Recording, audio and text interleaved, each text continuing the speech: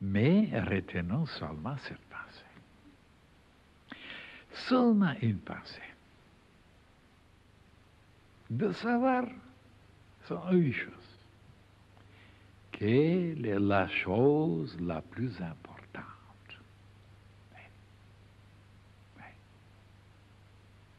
Et c'est ça qui manque maintenant dans la tête de tous les humains, même les philosophes, même les savants, même.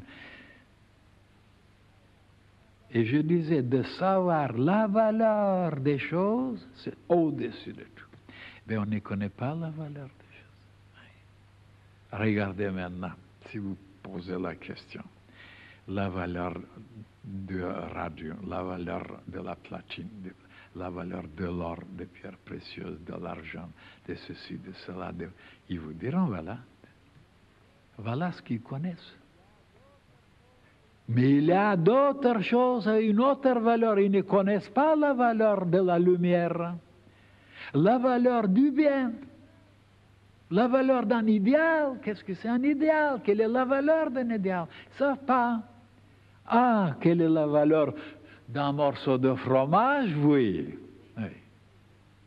Et c'est là que je veux vous dire que la chose parmi les plus importantes, c'est de savoir, de connaître la valeur des choses. Eh bien, ils ne connaissent pas la valeur. Quelle est la chose la plus importante? Oh, la plus importante, c'est d'avoir de l'or. Ou d'avoir une femme, d'avoir un enfant, ainsi de suite.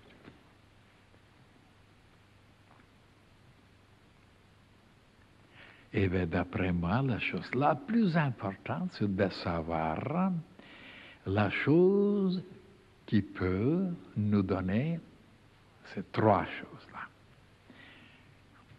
La lumière, avoir la lumière, l'amour et la vie. Et il n'y a rien de plus important. Dites-moi, donnez-moi quelque chose de plus important que la vie.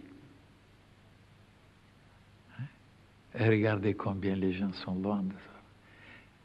Et ils ne diront jamais que c'est la vie qui est la plus importante. C'est l'or, c'est le côté économique, c'est le côté politique, c'est le côté... Hein?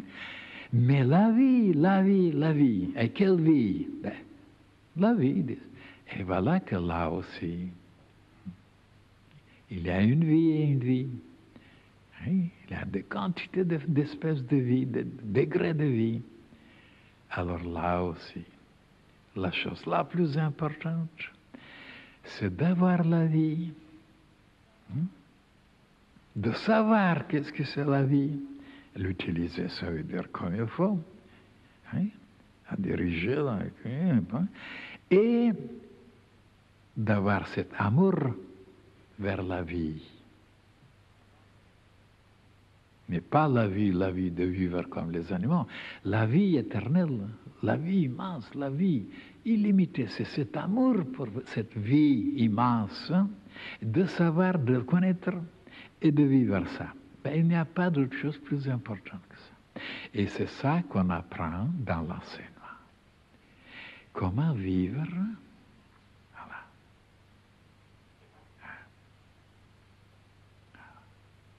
Comprendre, aimer et vivre. Ça veut dire créer.